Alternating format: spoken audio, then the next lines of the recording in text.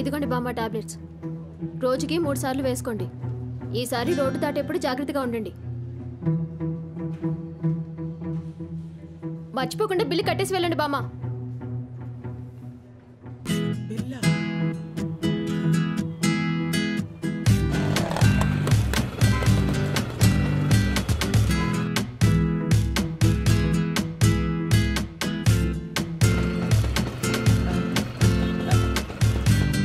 Auto ఆగు ఆగు ఆగు. పోనీ ఉండు, 5 నిమిషాలు వస్తాను.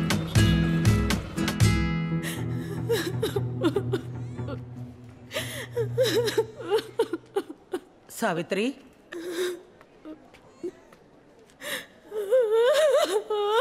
అక్క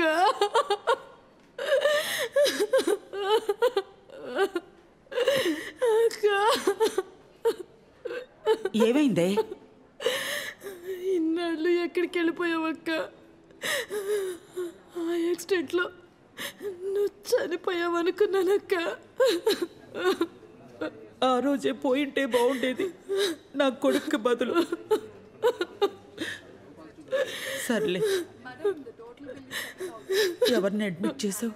నీ కొడుకునా? వాడేనక్క. హార్పిక్ని జ్యూస్లో తాగేశాడక్క. వారెల్లా రెండోసారిది. ఇంత కష్టపడి పెంచింది ఇందుకేనా అక్క? చచ్చే అంత కష్టం వాడికి ఏమొచ్చింది? ఏమోనక్క, ఎవరో అమ్మాయిని ప్రేమించాడంట. ఆ అమ్మాయి డబ్బున్నాడుతో పెళ్లి చేసుకొని వెళ్ళిపోయింది. అది చూసి అప్పటి నుంచి అయ్యో. ఎంతసేపు అమ్మా? 5 నిమిషాలు అన్నారు, ఎంతసేపు అయింది? ఏంటయ్యా నీ కంగారు? ఇష్టం ఉంటే ఉండు, లేకపోతే పో. ఆ మాట ముందే చెప్పొచ్చుగా. పో. పొద్దునే భలే బేరం దొరికింది. సరే సరే.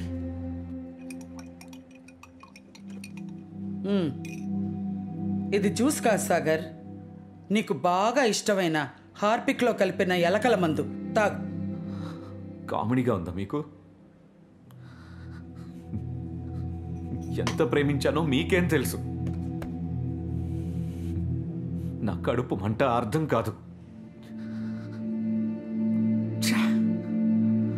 ఆఖరికి మా ఇంట్లో గొళ్ళెం కూడా నిలబడలేదు.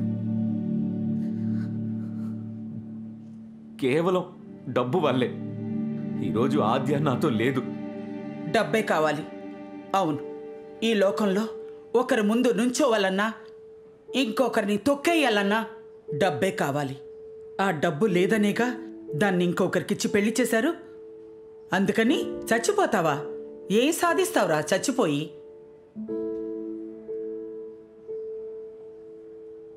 నా కొడుక్కి 5 ఏళ్ళు ఉన్నప్పుడు మొగుడు పోయాడు. నా కర్మ అనుకున్నాను. వాడిని పెంచి పెళ్లి చేశాను. వాళ్ళు నా చేతిలో మనవణ్ణి పెట్టి వాళ్ళు నా కళ్ళెదురుగానే పోయారు. నేను ఇంకా బ్రతికే ఎందుకున్నానని దేవుణ్ణి రోజూ తిడుతూనే ఉన్నాను. కానీ నా మనవడు కోసం బ్రతకాలి. నేను కూడా పోతే, నీ చిన్నప్పుడే మీ నాన్న మిమ్మల్ని వదిలేసి వెళ్ళిపోయాడ్రా. మీ అమ్మ ఎంత కష్టపడి పెంచింది, కానీ నువ్వేమో ఇలాగా. మనం ఇంకా ఇలాగా ఉన్నావంటే ఏదో కారణం ఉండే ఉంటుంది. ఆత్మహత్య అన్నిటికీ పరిష్కారం అయితే ఈ ప్రపంచంలో మనుషులు కాదు, సముద్రాలు అడవులు మాత్రమే ఉంటాయి. ఒకవేళ తను వాడితో బ్రతకలేక నీకోసం మళ్ళీ వెతుక్కుంటూ వస్తే ఏం చేస్తావురా? చచ్చి మీ అమ్మని దాన్ని కష్టపెడతావా? కదా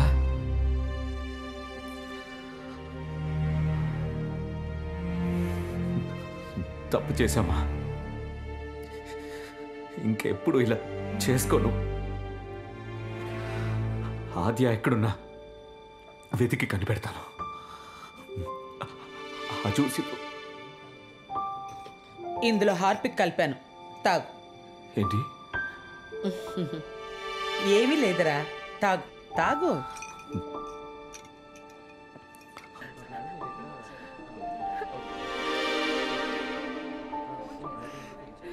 అంతా నాదే తప్పు.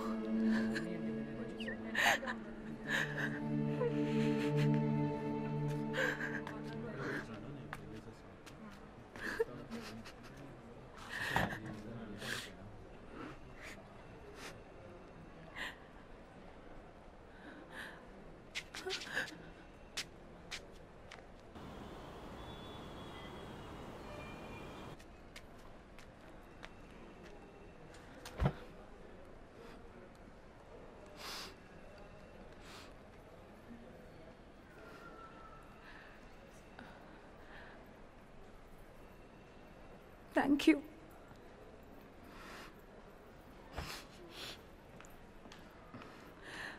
మొత్తం పోయింది. చేతులారా నాశనం చేసుకున్నాను. నిన్ను చూస్తుంటే 20 ఏళ్లకు ముందు నన్ను నేను చూసుకున్నట్టుగా ఉంది. నువ్వు బాధపడి ఏం ప్రయోజనం లేదమ్మా. ఏం కావాలి నీకు? నువ్వు బాధపడుతుంటే వచ్చి కూర్చున్నానమ్మా. జాలి చూపించాల్సిన అవసరం లేదు, ప్లీజ్. నిన్ను చూస్తుంటే డబ్బుకేదో అవస్థ పడుతున్నట్టున్నావు. ఏదో నా వల్ల అయిన సహాయం చేద్దామని. ఏం చేస్తారు? నాకు జాబ్ ఇప్పించగలరా? సారీ బామ్మ, కోపంలో ఏదో అనేసాను. ఇంకో జాబ్ వచ్చేంత వరకు ఏం చేయాలో తెలియట్లేదు. చేతిలో ₹1 లేదు. చాలా అందంగా ఉన్నావు. హా? ఇదిగో రేపొచ్చి నన్ను కలువు.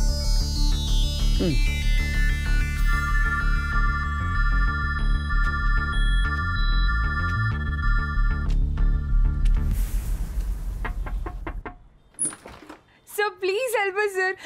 నా బామ్మకి she's not keeping. నీ వల్ల కాదులే, వెళ్ళిపో.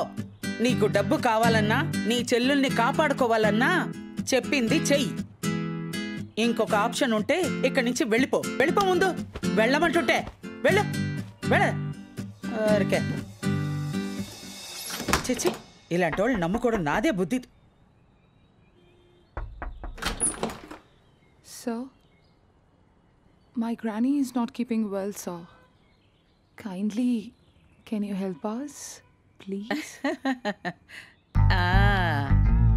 లోపలికి రా. ఒరేయ్, చూసావా? చూసానులే. స్టార్టింగ్ ట్రబుల్ అంతే. రా రా.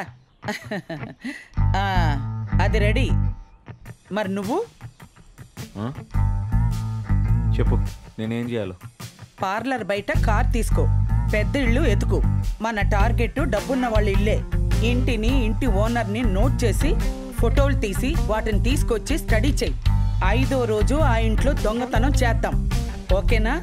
సూపర్, చేసేద్దాం. అంతా బానే ఉంది, కానీ దొరికిపోతే? ఇంకెందుకు ఈ దొన్నపోతూ? తినడానికా? కొట్టేసిన డబ్బుని ఎలా పంచుకుంటాం? అది మాత్రం బాగా అడుగుతావు. 40 నాకు, 30 నీకు, సాగర్కి 30. ఓకేనా? ఓకే, కానీ నాకెందుకో ఇంకా భయంగానే ఉంది. దొరకకుండా చేయడమే కిక్కు. నేను ఒకటి చెప్పడం మర్చిపోయాను. మీ ఇద్దరూ మాట్లాడుకోకూడదు. మీరేం చెప్పాలనుకున్నా నాతో చెప్పండి. అర్థమైందా? ఎందుకని? ఎందుకు, ఏమిటి, ఎలా అని క్వశ్చన్ లేకు. చెప్పింది విను.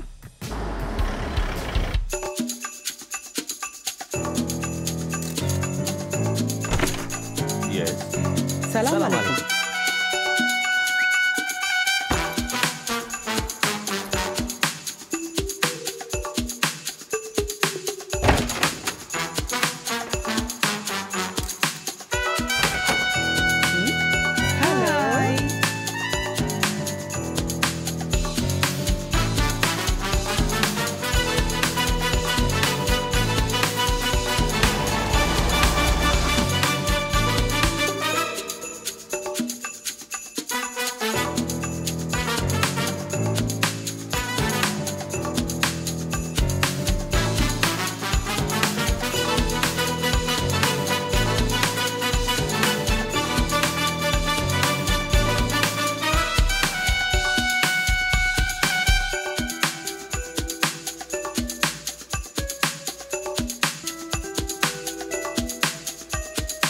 సాగర్ ఇలా రా. త్వరగా రా. ఏంటి బామ్మ?